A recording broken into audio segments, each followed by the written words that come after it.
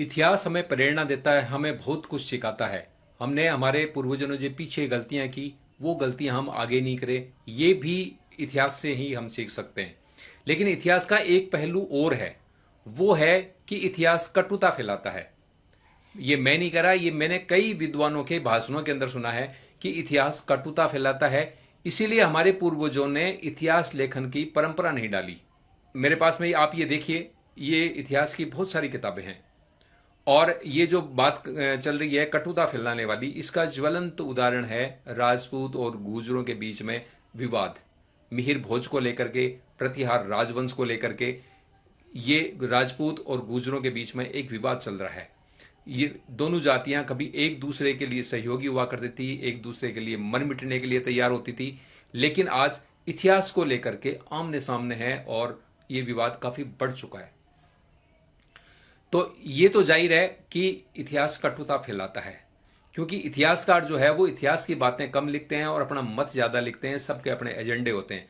मेरे पास देखिए, ये इतिहास की बहुत सारी किताबें हैं और मैं इनमें अक्सर पढ़ता रहता हूं।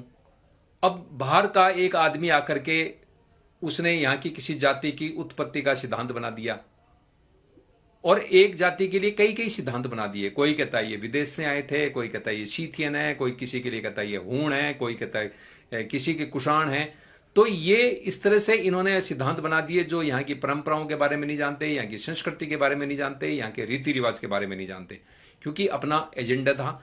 कईयों का एजेंडा था, कईयों ने भूलवश चीजें लिख दी या उनको सही सूचना ही नहीं मिली। अब बात आती है कि हमारे पूर्वजों ने इतिहास लेखन तो नहीं किया, तो हम क्या पता लगे कि हम कहां से आए, क्या है हमारा रूट क्या है। तो इसके लिए हमारे पूर्वजों ने और ऋषि मुनियों ने हमारी वंशावली लिखने की एक परंपरा डाली और ये वंशावली लेखन का जो कार्य है वो करते हैं राव जी या बड़वा जी। जो वंशावली लेखन का काम करते हैं उनको बहुत सारे लोग हैं, कोई राव जी कहता है, कोई बड़वा जी कहता है, कहीं पर भाट भी कहते हैं। और दूसरा जो गंगा जी है यानी हरिद्वार है या गढ़ गंगा है, वहां पर हमारे जो पंडित हैं वो ये सारा रिकॉर्ड रखते हैं। उनके पास में आप जाओ तो वो आपके कई पीढ़ियों ने, सैकड़ों हजारों पीढ़ियों का आपको पूरा रिकॉर्ड बता देंगे। तो ये रिकॉर्ड किस तरह से रखते हैं और ये कैसे बताते हैं, इसकी झलक देखने से पहले मैं एक बात और बता दूं कि ये जो वंशावली लेखक हैं उनकी लिखी हुई वंशावलियां कोर्ट के अंदर मान्य होती है। कभी भी परिवार के अंदर कोई संपत्ति को लेकर विवाद होता है तो वहां पर जो वंशावली प्रस्तुत की जाती है वो ये राव जी या बड़वा जी देते हैं, वो कोर्ट के अंदर मान्य होती है। और ये हमारे पूर्वजों ने इसलिए शुरू करी कि एक तो आपको आपका रूट पता लगे, दूसरा जो लोग हैं, जैसे मान लीजिए एक ही व्यक्ति की संतानें अलग अलग जातियों में विभाजित हो गई, तो उनको जाकर के ये पता लगे कि वहां जाकर के हम सबका रूट एक है, तो आपस के अंदर रक्त संबंधी होने के नाते आपस में भ्रातृत्व की भावना जागृत हो। इसलिए हमारे पूर्वजों ने और ऋषियों ने यह वंशावली लेखन का कार्य शुरू किया था। तो पहले इस वीडियो के अंदर देखिए कि जो बड़वाजी हैं वो किस तरह से वंशावली वाचन करते हैं। ये वंशावली वाचन जो कर रहे हैं वो बड़वाजी हैं हमारे राव इंद्र सिंह जी, जो आसलपुर के रहने वाले हैं। ये पिछले दिन हमारे घर आए थे और इन्होंने वंशावली वाचन किया था, तब मैंने ये एक छोटा सा उनका एक वीडियो रिकॉर्ड कर लिया था। तो पहले तो आप ये सुनिए। वंश की बढ़ोतरी करे, व्यापार वाणिज्य की प्रगति करे, गणपत को ध्यान धरूं, सरस्वती को सुरनार कहूं, वंश वर्णन करूं, करजो सदा सहाय, प्रथम सिमरू में शारदार, निर्वण करूं मैं शीश, अर्ज करत हूं अम्ब को गाता गाऊं अनेक, शिवहर इंद्रा सुरवरण शरण, विलंब विघ्न हरण, मंगल करण जय जय जगदम्ब, सदा भवानी दाहनी, सन्मुख रहत गणेश, पांच देव रक्षा करो, ब्रह्मा विष्णु महेश, धूंधाड़ा दुख भंजना, सदा दिवाली बेस, सारा पेली सुमरजो, गौरी पुत्र गणेश, गजानंद आनंद कर कर सुख संपत में सिर, मन इच्छा पूर्ण करो तो हरो भक्तारी पीर, दाता जसकृत लिखू हंस वाहिनी माई, ददक्षर को टाल जो सदा करो साय, गढ़ राता तल उणा उणो बरो देश, खेजर लो मात वंश तपे मुर्दर देश, बे माता सुमर्या पट ब्रह्म रस्ता, विश्वकर्मा सुमर्या रथ दड़ंता, आईजी समरू अजगरा दो क्या मात दनोप पूगे रोजिम लहरे आटू पैर नोप,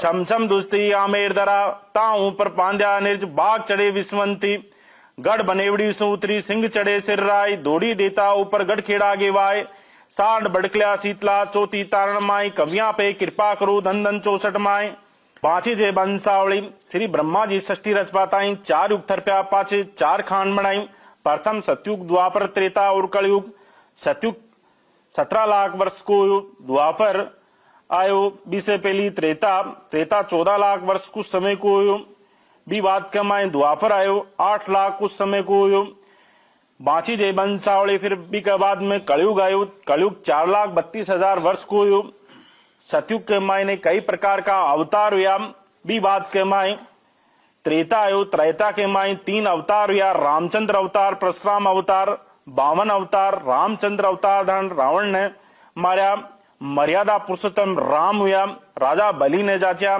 3 पेट धरती को दान मांगा।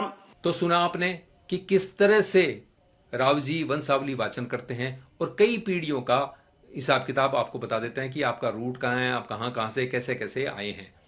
तो ये है सही इतिहास की जानकारी। अब बातें आती है इतिहासकारों की। इतिहासकारों ने घटनाओं के ऊपर लिखा है। इन वंशावलियों के अंदर घटनाएं तो नहीं लिखी जाती, लेकिन बहुत कुछ सूचनाएं हमें हमारे वंश के बारे में, हमारे पूर्वजों के बारे में जानकारी को मिलती है। अब बात आती है इतिहासकारों की। अब इतिहासकारों ने घटनाएं लिखी है, युद्धों की बातें लिखी है। अब मान लीजिए आज ही देख लीजिए कि आज अकबर या मुगलों के और राजपूतों के बीच में युद्ध हुए थे, तो या कहाँ कहाँ हुए थे, कौन सा मंदिर तोड़ा था, क्या तोड़ा था, वो जो झगड़े थे वो आज 400-500 साल बाद भी बरकरार है। ये सारी है इतिहास की वजह से। और ये जो इतिहासकार है इन्होंने अपने अलग अलग अलग मत दे दिए। भाई इतिहास लिख रहे हो तो तुम सिर्फ घटनाओं का जिक्र करो, अपने मत से तुम्हें क्या लेना देना है। आज राजपूतों की उत्पत्ति के बारे में कोई कहता है साहब सीथियन थे, कोई कहता है बाहर से आए, कोई कहता कहीं से आए। कई जातियां ऐसी है जिनको इन इतिहासकारों ने लिख दिया कुषाण कि ये हूणों से हैं, कुषाणों से हैं, पता नहीं किन किन जातियों से लिख दिया कि विदेश से आए हैं। कोई कहता है खजर जाति से हैं, कोई कहता है कुछ से हैं। तो यदि हम एक जाति को नीचा दिखाने के लिए उनका सहारा लेते हैं कि साहब राजपूतों के लिए विदेशी जाति ने या कनिंघम ने ये लिखा है, तो भाई कनिंघम ने तुम्हारे लिए क्या लिखा है पहले वो भी पढ़ लो। इसलिए इन इतिहासकारों के चक्कर में मत पड़ो कि किसने क्या लिख दिया, क्या नहीं लिख दिया, और आपस के अंदर झगड़ो मत। सबसे पहले अपना जो ये जो राव जी हैं यानी बड़वा जी हैं उनको अपने घर बुलाओ और उनसे वंशावलियों का पता लगाओ कि हमारी वंशावली कहाँ तक है, हम किस पीढ़ी से अलग हुए हैं और कब हम आपस में भाई थे। एक तो ये बात हो गई। अब बात आती है कि ये जो वंशावली लेखन है ये कैसे बचाया जाए। मैं कई गांवों में जाता हूं तो उनके बड़वा जी नहीं है, क्योंकि उनके बड़वा जी ने या राव जी ने किसी और सरकारी नौकरी ज्वाइन कर ली, उनको ये पैसा अच्छा नहीं लगा या इसके अंदर उनको आय कम लगी, तो उन्होंने दूसरा अपना कैरियर बना लिया और उनकी वंशावली का काम रुक गया। तो हमें ये ध्यान देना है कि ये जो हमारे वंशावली लेखक हैं उनको हम इतना मेहनता ना दें कि उनको इतनी इसमें कमाई हो कि उनको इस पैसे के आगे जो दूसरी सरकारी नौकरियां हैं वो छोटी लगे। तो हमें ये ध्यान रखना है कि हमारे बड़वा जी या राव जी को आर्थिक तौर पे किसी भी संकट का सामना नहीं करना पड़े, और साथ ही उनके पास वो सारी सुविधाएं हों जो एक सरकारी नौकरी या अच्छे कैरियर बनाने के बाद जो मिलती है, गाड़ी है, अच्छा घर है, वो सारे हम इनको इतना मेहनता ना दें या इतनी दक्षिणा दें कि उनकी सारी जरूरतें पूरी हो जाए। तभी जाकर के ये हमारा वंशावली लेखन का कार्य बच सकता है। धन्यवाद।